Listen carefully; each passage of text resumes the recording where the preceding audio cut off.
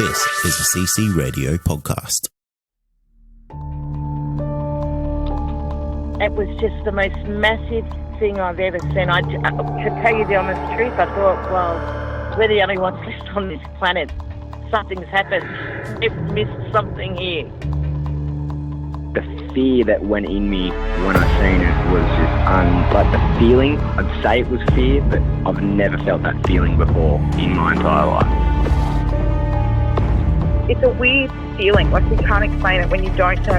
You feel like you're being followed, but you don't know what it is. We had two to our right, another one in front of us, another one to the left, and another one just across the road, shaking the daylight out of the tree. All we get was a big red eye. I remember waking up and looking at the end of the bed, and there was a figure there, almost insect-like, and then I blacked out. Welcome to the show, everyone. You are listening to Believe, Paranormal and UFO Radio. My name is Cade Moyer, and thanks for tuning in. If you've had an encounter, get in touch with me. My email address is believe@ccradio.com.au, or you can message me on Facebook at facebook.com/Believe UFO Radio. If you enjoy this episode, there are a few things you can do to help the show. Firstly, you can go to iTunes and leave us a 5-star rating and review, or you can share the show around social media with your friends and family, and that will help us grow. Tonight I'm joined by Attila, and I got a lot of messages after the live stream because apparently I cut Attila off when he was about to tell this amazing story that he had, well, an amazing encounter that he had over in Hill End. Attila, welcome to the show, mate. G'day, Kate. How are you going? Thanks for having me again. I'm good, mate. My inbox got absolutely swamped, and I felt like really, really bad because, you know, like when you stand on like a dog's paw by accident and they kind of yelp. This was the kind of reaction I got from the listeners of our live stream of the Disclosure Roundtable, which is wow. Which was a fantastic event, by the way. Thank you for joining me on that. That was a fantastic discussion. My pleasure, mate. Anytime. But yeah, this Hill End story, I need to hear it from you, mate, because I reckon it's a good one. Well, let me start from the beginning here, just to sort of refresh the memory. Going back in 2000, and that's when I sort of, one of the early stages when I got into researching the UFO phenomena and so forth. So, my God, that's now 20 years ago, just thinking about it. I got a lead from a fellow that I knew at the time, and he knew that I was involved with researching aerial phenomena and other strange things. And I bumped into him, and he said, "Look, you know, I know a guy from work," and he says that he rides his motocross bike out at Hill End, which is an old gold mining town not far from Safala in the Western Tablelands here in New South Wales. And he would ride his trail bike with his friends, and on some nights there would be these mysterious lights that would be following him and his mates on their motocross bikes, and these lights would stop, and when they would stop and then continue and so forth. So it really got to a point where it started freaking these guys out. So, and I said to this fellow, I said, "Look, if you can give me a map and just give me a rough idea as to where they saw this, you know, I'll take a team of people out and we'll just spend a few days out there assessing that region."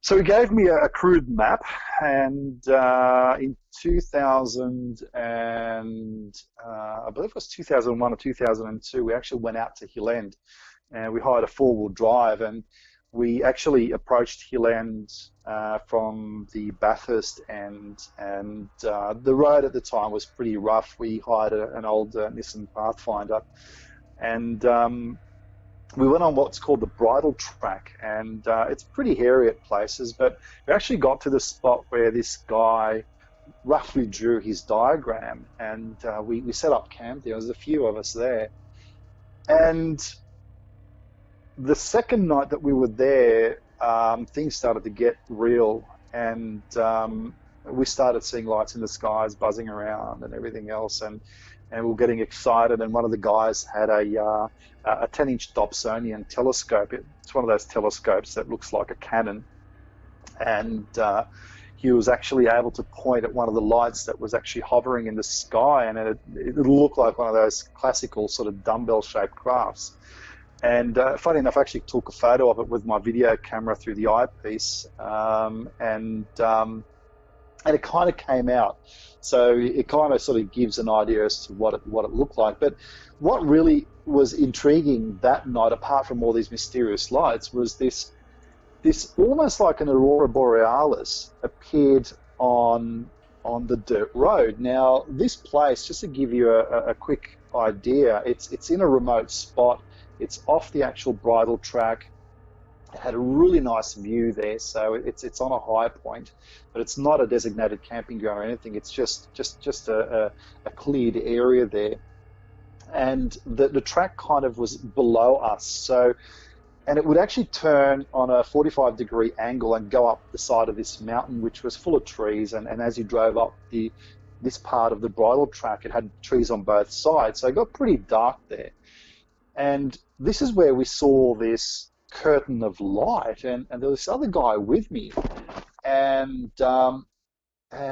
we were, this guy's name was Philip, and we were looking at this thing, and I said to him, we've got to go and check this out and see what's actually causing this, because it wasn't, you know, when somebody is out there playing silly buggers with a torch, this was like a diffused light, and it was like a curtain of different colors. It was like it was emanating up from the ground. And we started walking down the hill, and when we got to the track, this overwhelming, nasty sensation just came over us. And I said to Philip, I said, mate, look, I got this really bad feeling that if we keep going, something really, really terrible is going to happen. The rest of the crew's up on top of the hill. It's only you and me. If something happens, they're not going to hear it. He had the same feeling, so we decided to back off. And as we got back up towards camp, we looked back, and this curtain of light kind of just dissipated. And for years, I regret not going there, mate. It was just one of those encounters that you think it's a once-in-a-lifetime encounter, and I stuffed it up because my gut was screaming at me. You know, I didn't have the courage to go there and to investigate, because I was an investigator at the time. And but if this opportunity happens again, I'm not going to hesitate. So about 4 or 5 years later, we went back again to Hill End, and I was with a different crew this time, and sure as eggs, this light again appeared in the same spot. And I said to the guys, I'm going to go there on my own, and I'm going to find out what the hell is doing this.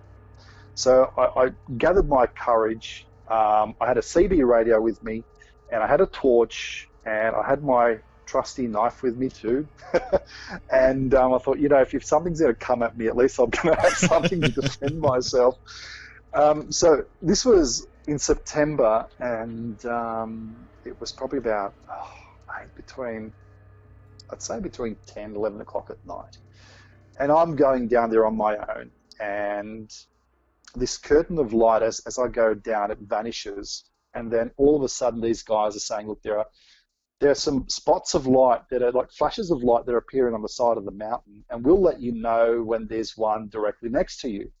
So every sort of 10, 20 meters I would step, I'd flash back my torch, and that's it. Keep going, keep going. So I'm going up this track, which is really dark. It's got like a mountain on one side and a drop off on the other side, trees on both edges of this dirt road. Nobody else is on there, just myself. I'm about a few hundred meters away from the crew, so I could imagine the panic stations were off the charts at the time. You know, you're on your own in this dark area, you just don't know what the hell's going to happen.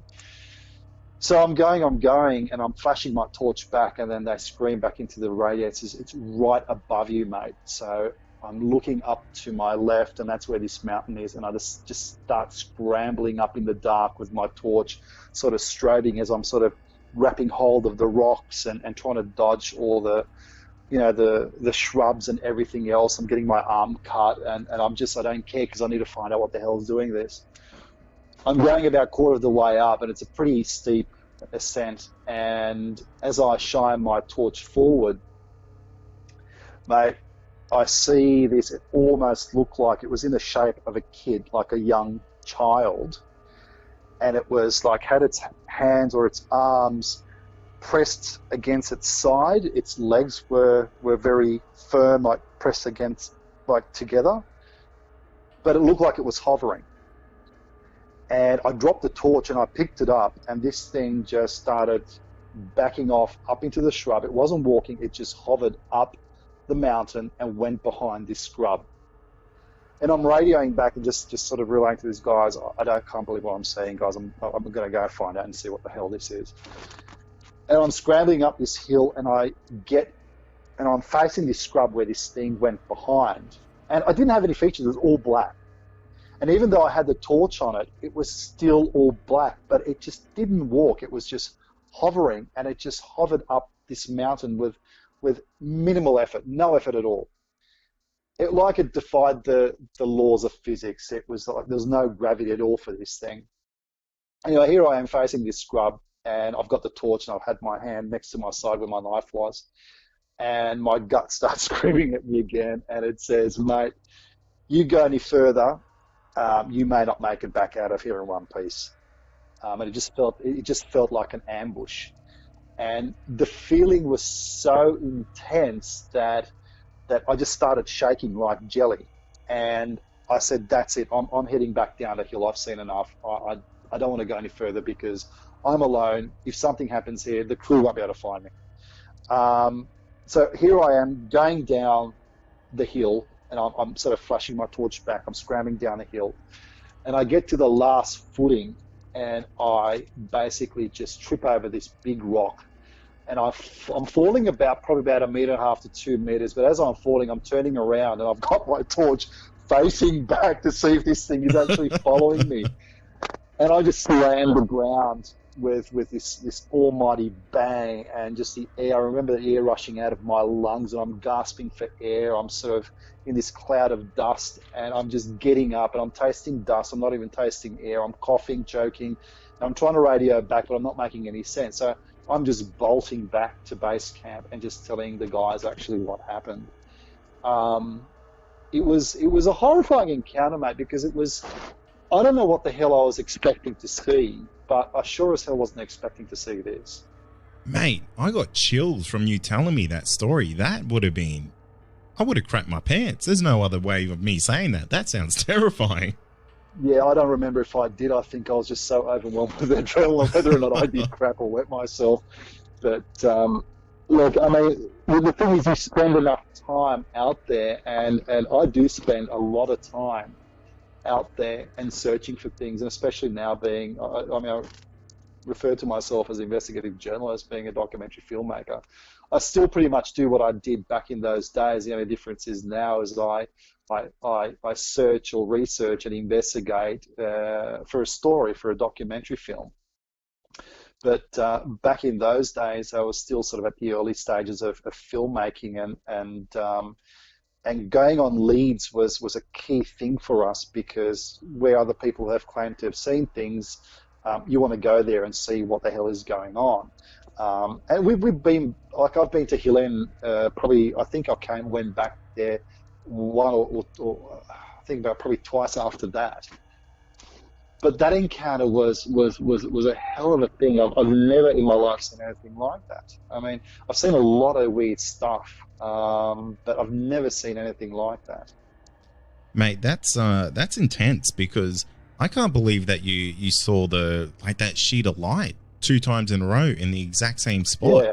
That blows my mind. Yeah. I really don't know what it was. I'm completely dumbfounded to what was causing that. I mean, it almost looked like it was emanating from the ground up. So, no idea. I didn't see, like, when I was hiking out there, even in the dark, and we went back during the day, and there's nothing there. I took photos of the spot where I scrambled up.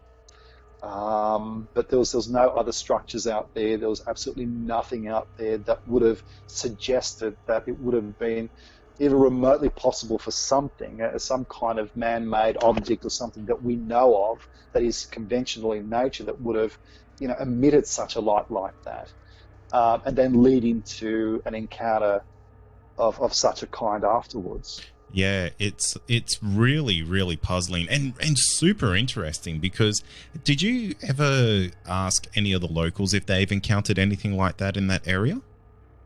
We did. We would go to Hill End, but I mean, when you drive into a small place like that, you know, they look at you like they do in the Western movies when a stranger rides into town. So they weren't very talkative, even though we tried to ask them about, you know, have you seen strange lights in the skies? But these people would just completely shut off and just wouldn't talk to us about anything like that, or any other subject. We did try to grill them with other forms of, you know, phenomena there. Have you, experienced this? Have you seen, other forms of unusual, things out there? But they wouldn't talk to us. Yeah, the small towns are really hard like that, because it could be something that's very well known, but a lot of people just might not talk about it, because when the towns are small, you don't want to be known as the crazy. No, that's right. Exactly. But there are a lot of stories that come from that area, and after looking into it, there was a member from the UFO Research New South Wales. I think he was a member, or just one of the patrons that used to turn up to the meetings. And I actually mentioned this encounter. I think it was during a meeting or a conference that we had at the time, and this fellow would come up to me and said that his grandfather once was down at Hill End, and I think he was prospecting out there. I don't actually remember exactly what he was doing, but he was basically, it was sort of, I remember that he was saying that this story was told to me about like 15 years ago. So I'm just trying to sort of put the details together as best I possibly can. But the crux of the story was that his grandfather actually noticed some kind of craft, an egg-shaped craft in a valley there at Hill End. I think this was in the 1940s or 50s. And there were these beings that were in the valley near this craft, and they were almost like light beings. They were like almost bioluminescent, and they were collecting soil samples, what appeared to be soil samples. And they noticed this guy, and they quickly gathered their things together and went into this craft. And this craft just basically either just disappeared into thin air, or I don't actually recall how he actually lost sight of it. I don't think it actually flew up into the sky. I think it just basically just became invisible or just vanished. Wow. But I do remember the story of this egg-shaped craft and these bioluminescent beings collecting soil samples, and that was around the bridle track not far from Hill End. So there have been a number of cases apparently that have occurred around that region that are strange in nature. And I do recall even having people from the society that I was running at the time that would come up to me and they would say, look, I've witnessed strange lights in that area. So it's a commonly known spot amongst in the UFO community. But again, I'm going back 10, 15 years now when we had these discussions, so it was quite some time ago. You know what? I've actually featured someone on the podcast, and it was very, very early when I started the show. It might have been like episode 4, 5, or 6, and the episode's called A Monster in the Bush. And from memory, it happened in the Gosford area. And this whole area is very, very weird because it's all kind of connected through the Yeppoon, the Yengo National Park and the Blue Mountains National Park. Like, there's a lot of connecting bushland here. And essentially, he saw something very, very similar to what you've just described to me. It was almost a child-sized person, and he was able to see more features on this thing. And he said that when he got close to this thing, it made him feel sick. It put out almost like a frequency that was hurting his body, and it was kind of like it had talons for fingers, or it had like sharp points on its fingers, and he said it had almost like shark teeth. Okay. And that was spotted, in the Gosford area. I probably would have passed out. Yeah, he was he kind of legged it out of there as quick as he could because he went in there with his hunting dog, and his hunting dog didn't want any part of it either. Wow. Yeah. That's interesting. It's crazy because I wonder if this could be something similar to what you saw. Because I mean, it's not that far of a trek really, if through the national parks for something to go from Gosford to Hill End, really. And now a quick word from our sponsor. Also, are you wanting more content? Why not become a Believe Plus member? You'll get access to exclusive podcasts and episodes that aren't available to the public. Not only that, you'll also get our regular feed without any ads. Head to believepod.com/plus to sign up today for just $5 a month. Well, following a green belt, I guess you can do that because you would be going through, I think, the Woolamai National Park, up sort of probably around Cape Tea, maybe a bit further down past Sunny Corner, and I know parts in Sunny Corner, which is heading towards, that's sort of between Bathurst and Lithgow. And that's all national parks area. Now they're all interlinked in some shape or form. So if something wanted to sort of go from one national park to the other unnoticed, it can be done. But mate, what these creatures could be is just mind-boggling. I really don't know, mate. It's like you see things in life and you can sort of say, okay, well, that kind of resembles a lot of encounters that people have actually seen around certain parts of the world. Or I remember hearing a story about something very similar to this. So you can associate that encounter or correlate it with somebody else's story, which is very similar. But I've never heard anything up until now that you've mentioned it about this fellow up in Gosford who had a very similar encounter, which really amazes me. Yeah, and I'm the same. That is the only encounter that I think would fit in a similar ballpark of what you experience, and that's only going on the, I guess, the physical traits of how it looked, because the whole thing where you couldn't see any detail to it is that's kind of I guess terrifying in its own sense, because it's kind of, is this a shapeless, formless type of thing? And then the fact that it's kind of floating, that's kind of next level type of stuff, really.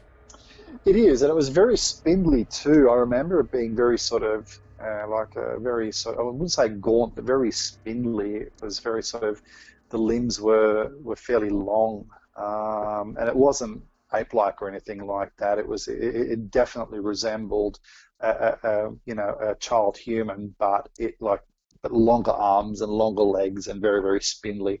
And when it went behind that scrub, the feeling of dread that overwhelmed me and that gut feeling that I got to, that's it, this is your threshold. If you cross this, you may not make it back.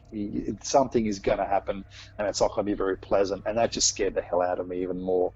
And it's almost like, I don't know if this thing was actually giving off that energy or whether it was just my gut instinct or a combination of both. I just know that I had to just hightail out of there. And as I was panicking, I was rummaging down the hill, and I didn't care that I fell, 1 or 2 meters or 3 meters, however much I felt. But the adrenaline was pumping in my blood so much that I was just focused on getting out of there in one piece. Yeah, it's a very primal reaction, because I hear a lot of people have those similar reactions whenever they have a Yowie encounter or something like that, and fairly so, because I mean that type of stuff is, you're running into things that aren't supposed to exist there, and they're very, very dangerous situations to be caught in. It's I can completely understand the whole fight or flight response that people will have, because I can tell you, if I was caught in a situation like that, I'd feel like my body would want to go in a million different directions, and it probably wouldn't be a fantastic situation in the end. But No, certainly wouldn't be. But one question I do have for you is, you said that you tracked up the mountain and you were kind of getting guided by your torchlight to find these other lights. Could you see the light that you were looking for? No, because after this curtain, so when I was chasing this thing, after that curtain of light vanished, there were these almost like little flashes of white light that occurred randomly on the side of the mountain. And that happened when I was already making my way down onto the track. And the guys from base camp were telling me about, they were sort of saying, okay, well, you know, there are these flashes, and we'll tell you when the next flash is going to be there, and we'll see what's doing this. So I didn't see the flashes. So the only way I knew what was going on is, and the only way these guys actually knew where I was, is when I flashed my torch back at the base camp. And like I said, I went every sort of 10 to 20 meters, and I flashed my torch back, and then they, you know, messaged me saying, no, it's not there. And then all of a sudden, when I flashed my torch back, they said, yep, it's directly above you. That's where it is. I didn't actually see the flash, mind you. I didn't see the flash of light that occurred on the side of the hill. All I knew is when they told me it's there, I just had to like a dog with a bone. I just, mate, went for gold. I just didn't hold back. I scrambled on top of this hill, and I don't even know, mate, what the hell I was looking for. I just wanted to know what was causing this. And I guess it was reminiscing a little bit of the opportunity that I missed out back in 2001. And that was kind of lingering in the back of my mind, that I missed this opportunity. There could have been something there that was profound, and I had this one opportunity and I missed it, and I may not have another one again. And I didn't want to replay that same scenario and then regret it for the rest of my life afterwards. So instead, I just blindly went into the dark. I mean, blindly, but I had a torch. But I guess my motivation was at a point where it was just telling me, just drive, just go, just find out what you're dealing with. And that was it. That was it for me. I just had to go up and find out what this thing was, what was causing these flashes, and whether or not this entity, if we want to call it that, was causing these flashes. I don't know. I really don't know. But these flashes occurred randomly on the side of this mountain. Is it something that you'd ever go back and visit again? Mate, I think we will one day. I think I do want to go back. I want to go back with a bit more of a purpose, rather than just randomly wait and see what happens. I want to go there and maybe make a story out of it or something, and take a small crew with me. And I wouldn't mind, because that place has a lot of strange goings on, and I actually bumped into a fellow when I had the premiere screening night for Track, and he was telling me that I think he was camping around the Turon River near Hill End, and there was something that was moving through his campsite. He had a young son with him, and it was big and it was heavy, and he believed that it was possibly the local Bigfoot over there. So there's so many things that happen in that spot that you really don't know where to start. But I definitely want to go back and maybe spend a bit more time there. Yeah, because I just can't get over the fact that you went there and you experienced that sheet of light twice in the same spot, because there's people who will go out there and experience something weird and never experience anything weird in their life again. You know, it's just you were right place, right time. But I just can't get over the fact that you saw this thing twice in the same spot. You might be the luckiest man in the world, Attila. Mate, look, you and me both, because I honestly thought that opportunity in 2001 was gone. That was it. And when it appeared again, like I said, I didn't want to hold back. I thought, this is it. It's a second opportunity. I'm going to take it, and I don't care what happens. Mate, I don't even know if it was luck or being at the right place at the right time, or because we did go back around the same time, which was September. And that was usually when we did our expeditions. It was kind of on, like, it was early spring. It wasn't too hot, wasn't too cold. We weren't worried about snakes or anything like that. But it was that was kind of the month that we concentrated on our expeditions, and we did it every year. We had a major expedition every year, and we had smaller outings and smaller sort of expeditions during the year, probably about 2-3 times a month, to be honest. And we would just go to different places and spend the night out there and just assessing the environment and looking at the skies and whatnot. I guess, but if you spend enough time out there, you will bump into something. Absolutely. And I think an individual like yourself, I genuinely believe that when you've encountered the weird and the unknown, that you are more receptive to it. As in that if you've experienced something paranormal, I genuinely do believe that you'll experience more paranormal events than I guess the standard person, if that does make sense. It does, because I've heard that from other people as well. When I was involved with the whole ghost hunting side of things, and we did some shows on ghost hunting, and we were involved with the whole sort of ghost hunting culture.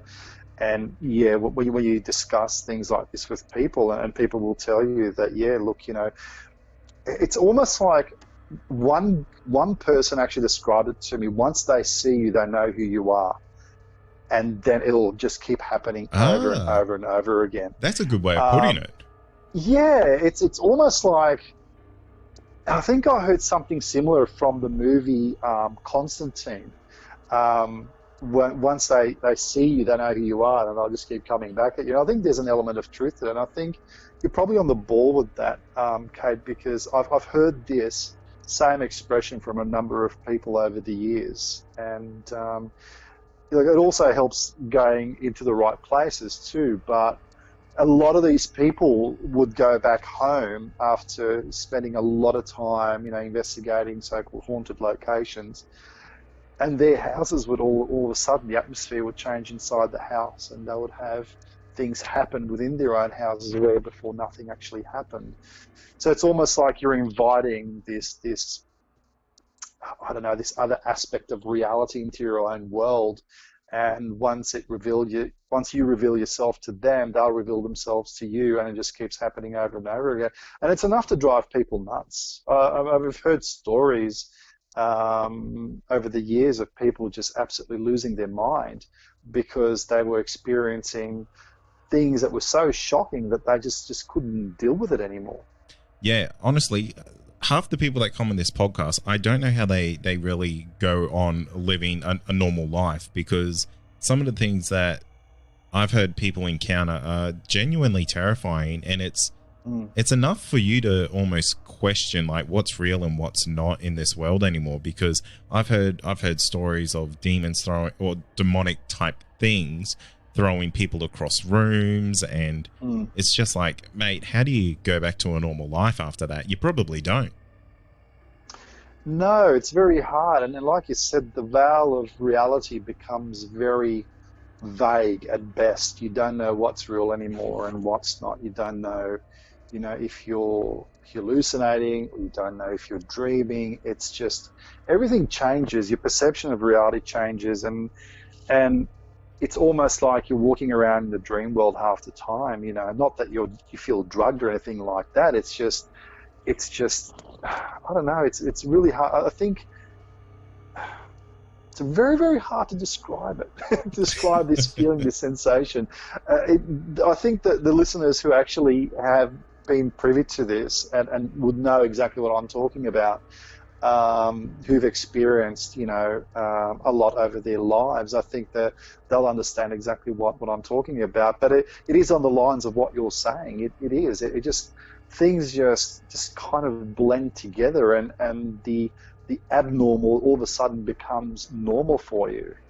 I mean, I've got 2 kids, and they were brought up in a household where it was okay to talk about weird stuff. We expose them to this world, and they've seen things that their friends would otherwise only see in horror movies and in science fiction stuff. And it's because we got our kids used to this at a fairly early stage, so that they won't freak out later on in life. So they understand that there are other aspects to reality other than what you see on a daily basis. And that's the other thing that kind of comes into the discussion is a lot of the people that well, not a lot, some of the people I talk to, it almost seems like this is a hereditary thing where they have these, I guess I would call them, say, an ability to see certain things, and their mums saw things when they were younger. And then I hear people say that their kids are starting to see things, and it's just like that's probably a really hard, it's hard enough being a parent, as you would know, but then having to have that extra type of responsibility as a parent to say, yeah, that's real, you're seeing that type of stuff. I think that's a real testament to those people who have to go through that type of upbringing of their children. I think that, as you're mentioning that, a brief story comes to mind with my parents. My parents were very old-fashioned European people. You know, my dad was 48, mum was 36 when I was born. So they were more like grandparents than parents. But I do remember one day, they were very closed off. There were stories that they wouldn't tell me, and I kept on grilling them. And I remember I got my first UFO book when I was 6 years old. I was just absolutely fascinated. And we lived on this property over in Raglan. It was about a 1 acre lot. And the tabloids, the newspapers had articles, strange lights in the skies, and my parents and I would be walking like just after sunset, and it used to be a normal thing that we did, and we'd look at the satellites and the stars and everything else, and occasionally we would see some really strange things going on up there.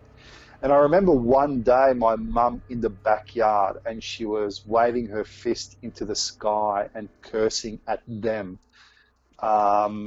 And I remember as a little kid going up to my mother. I was kind of upset and scared at the same time because she was really upset. And I can assure you she wasn't angry at God or anything like that. She was referring to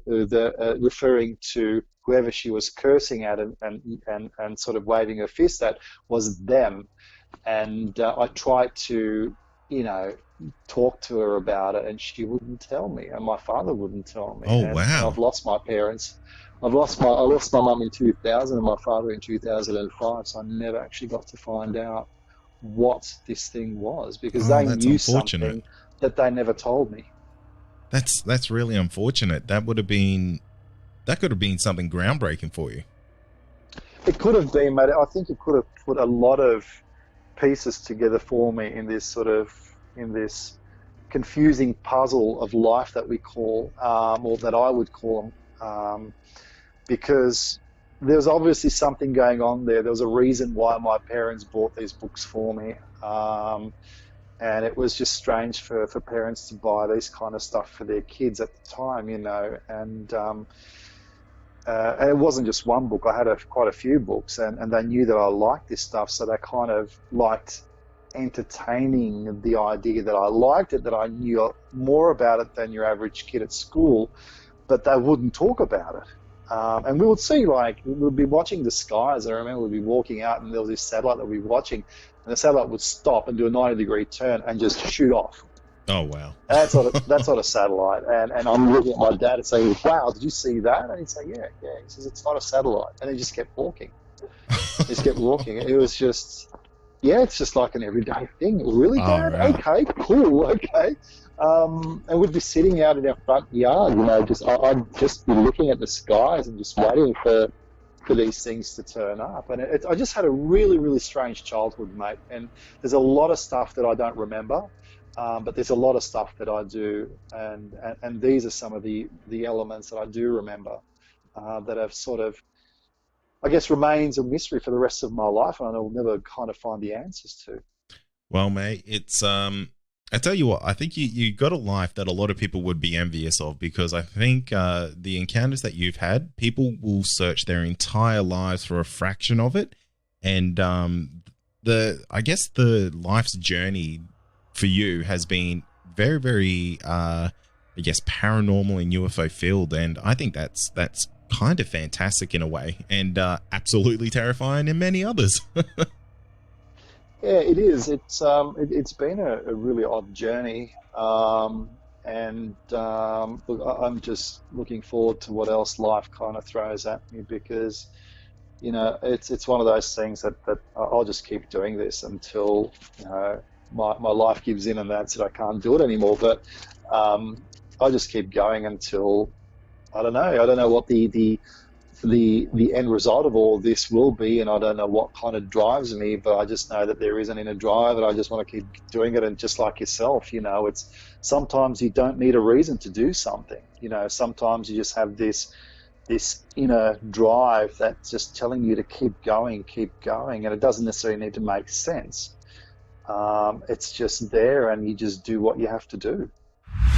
And that's going to do it for tonight. And remember, if you have had an encounter, get in touch with me. My email address is believe@ccradio.com.au, or you can message me on Facebook, and that's facebook.com/Believe UFO Radio.